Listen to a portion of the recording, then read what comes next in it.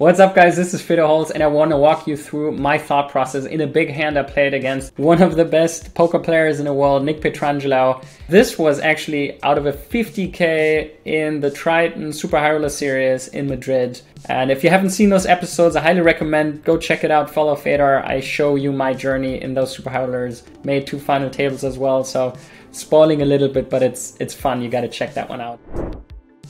We have the ace-9 off on the small blind and Nicky opens from the cutoff. Starting stack is 200k, I believe. Big blind was 3k. He opens to 7k. I have ace-9 off. With ace-9 off, I want to be splitting my strategy. It depends a bit on the big blind, but generally here, this hand for me is a mix. For me, it's roughly 50-50, so half of the time I flat it. I 100% VPIP this hand, so this is the first thing I go through is, do I want to play this hand, 3-bet this hand? We are about 50 bigs deep, so this deep, depending on big blind, as I said, sometimes I will 3-bet it a bit more if I think he opens wider, or if my opponent folds more against 3-bets than he should, then I'm also 3-betting this close to 100%. Against a strong opponent who knows how to defend, I will 3-bet it somewhere between 30 and 50%. In this case, I think I did half of the time, so ace-9 off here. I decided to 3-bet. If I 3-bet, it's about 4x the size.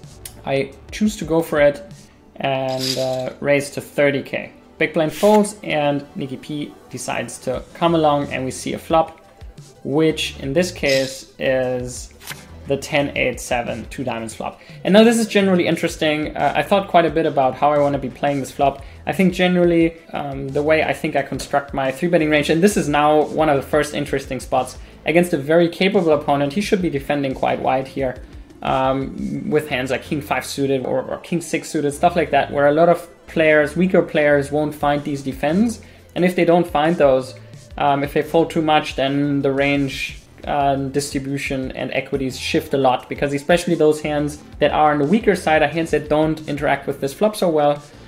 So if they, for example, don't defend enough suited aces, or if they don't defend enough of suited kings or suited queens, so like if they don't do that, then they're going to hit this board much better and the equity shift. So that is the first important thing I think about the construction of my range, which I know very well, and the construction of his range, which depends a lot on what he's defending. I think Nicky P is defending wide and well in this spot. So against that, I think I have a pretty, like a decent range advantage and want to be running with a rather high c-betting frequency. I think over 75% of the time I want to be putting in a bet here. Now, one of the difficult things I think on this board is the different bet sizings, because I think there's a lot of merit to a variety of different bet sizings. There's some merit in smaller bet sizes, like 25 to 35%. There's some merit in some bigger bet sizes, like 66 to 75%. There's also some merit in jamming and larger bet sizes. So a hand like ace-9 is not absurd to put in a jamming range as well. So it's like, first of all, it's quite a complicated spot, I can tell already. There's different strategies that we can employ. It's not just deviating towards like basically, or easy to simplify towards one strategy. And that's generally the most difficult spot. So that's where I could tell already, okay, it's not so clean cut for me. Ace-9 is a hand where the suits plays quite a big role. Ace of diamonds or 9 of diamonds, or no diamond at all, that will drive my strategy quite a bit. Like ace of diamonds, generally much higher equity hand, 9 of diamonds helps quite some already, and no diamond is like a slight equity drop, so that will definitely have an impact on how I play my hand. With this specific hand, I think all 3 options are quite viable. I think a large bet is a viable option. I think a small bet is a viable option, and I think a check is also a viable option. So I do think that in game I decided to sometimes bet it large, sometimes bet it mostly bet it small. So about 60 to 75% I would have bet this hand. For a small sizing, I decided to check it a little bit and sometimes jam it, or almost jam it. That's what I came up with, and I decided for the small bet, the check, which in hindsight I'm not sure if I want to just eradicate that from my strategy and just go for a bet only strategy with like putting most of my checks into the small bet.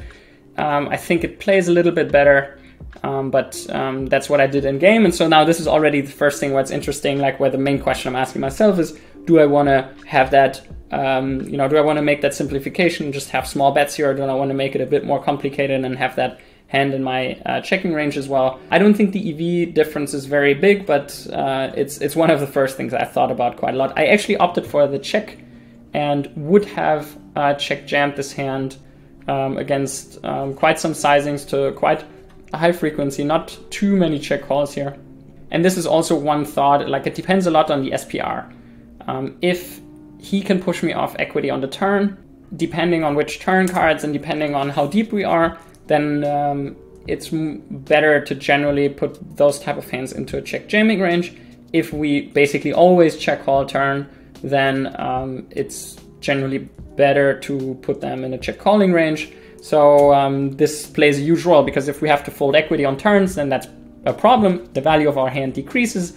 And if we don't and get jams, for example, from like Queen 9 and King 9, then that's great for us, which in this case, I don't really think we do. And it depends a lot actually on what equity he's betting. So especially against weaker opponents that might bet too much equity here, check jamming is great. Against stronger opponents who understand that and maybe bet more polarized, it gets slightly worse. So there's a lot of things to consider in this hand, as you can tell already. So in game I decided for like a little bit, I believe 20-25% jams, like 50 to 60% or something like that. Small bets and a little bit of checks, and I got with the check, so I decided to check, and now he checks back. And there's quite some hands you can have here like that. I think Queen Jack, King Jack are pretty reasonable checks. I think King Queen is also a reasonable check. Hands like King 5 of Hearts is also a reasonable checking hand, stuff like that. Also Ace X, quite a lot of those can be checked by him, so there's quite some hands he can be checking on the flop. Also, we're on a turn and I'm thinking, okay, check or bet. I think now on the turn I'm 100% team check. I don't really think there's much merit in betting this hand. It's a very good check calling hand at this point. No real need to check jam. Still has some showdown value after check call on certain cards. Potential bluff catcher on the river. Also some potential setups after check against some of his Ace X hands that he checks, like Ace 5 or Ace 6 that I'm winning against. So it's like generally, I think, a very clear check for me on the turn. So I do that 100% of the time. He decides to check back again.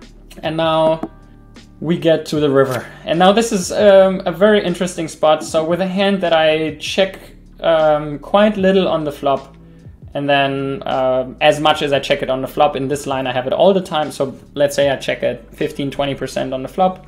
Then I have it after check. That's basically the combos I've left on river. And now it's interesting, and that's the key thing I want to focus on is, okay, how do I think about bluff catching on the river, right? So I check and he bets, and now this was an interesting spot to think about. Okay, what am I bluff catching with?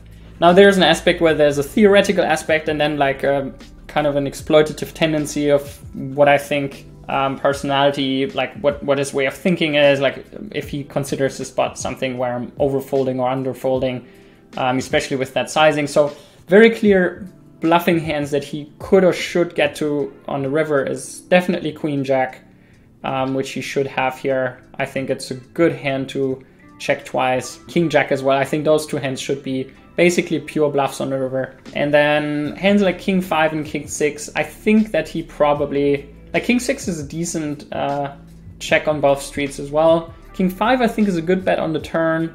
King 6 with the double gutter, a little bit more equity, can't really bet call turn, so I think it's slightly better to check it on the turn. King 5 I think is a fine bet fold on the turn, so you can start betting that on turn already, but I also think check turn is fine and bluffing river. With that sizing, in theory, now it's like I'm somewhat indifferent, right? Like he should bet those Queen Jack, King Jack, like maybe, I mean, even Ace Deuce is like, I think he should be checking, but it's not winning that often. Like I think King Queen is probably the worst hand I get to showdown with here, and I'm not sure if I should be bluffing or not. I don't think I need to, but that's like the threshold, right? So there's that's kind of like Ace Deuce, like the weakest hand for him, king queen, like the weakest hand for me, where it's like between kind of on the threshold between bluffing or checking it down. I think both are probably checks, but then the next worst hands are starting to become bluffs. So his value bets are 7x, 8x, 4x I think is also a value bet, 5, 6s, even a 3 I think can bet half pot here. Now it's for me, it's like, of course, if I have a pair, I can continue as I win against some of his value bets, but then it's basically a lot of my ace x, right? It's some ace king, some ace queen, some ace jack, like very little ace 9, maybe a hand like ace 5. So that is now interesting, right? What of that do I bluff catch? And I would say one of those categories, like all of them aren't that great to bluff catch. And of those ace highs, I think ace 9 is probably the best one, because ace 5, ace jack are probably the worst, as blocking a jack and a 5 are probably rather high bluffing frequencies. 9 of diamonds should not, like, it's generally a good card. So I think ace king and ace 9 are probably my favorite bluff catchers here, as I think those like unblocking cards are probably the ones that are the best to have in my hand, right? If I have a 9, I don't think he has that many hands that he checks back twice with a 9. He's now bluffing on the river.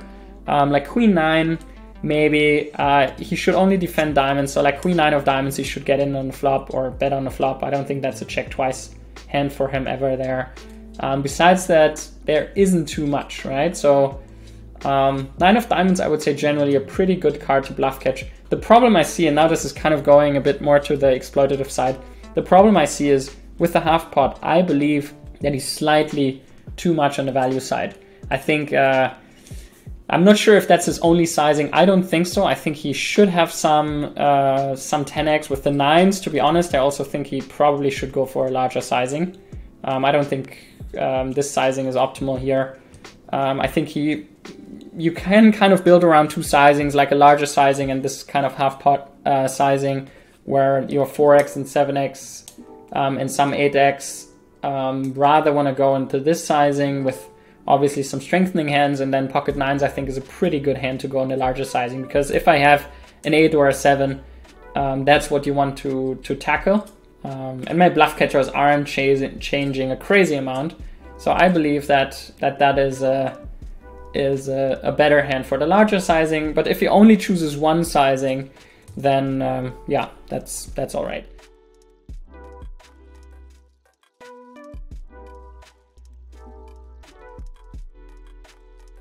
I decided to call here at pocket 9s, so yeah. So this was a rather lengthy hand, but I think this can highlight how crazy deep you can go into some hands, even if it's you know, like a check spot, that you need to hit those frequencies in terms of bluff catching to not be too exploitably or exploitable, and especially against very strong players like Nicky P, and that there's always room to exploit as well. Like, not, you know, no one is perfect.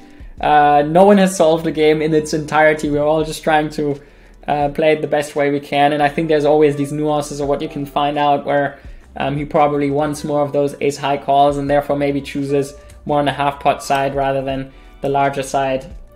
So lots of things to think about here, and I just wanted to give you an insight into my thought process. I hope this was valuable for you. If it was, we're going to put out more content like that in the future. I will also be in Vegas soon and record some content there. So if you like that, give us a subscribe, follow us. I'd highly appreciate that, and leave a comment on what you think about the hand.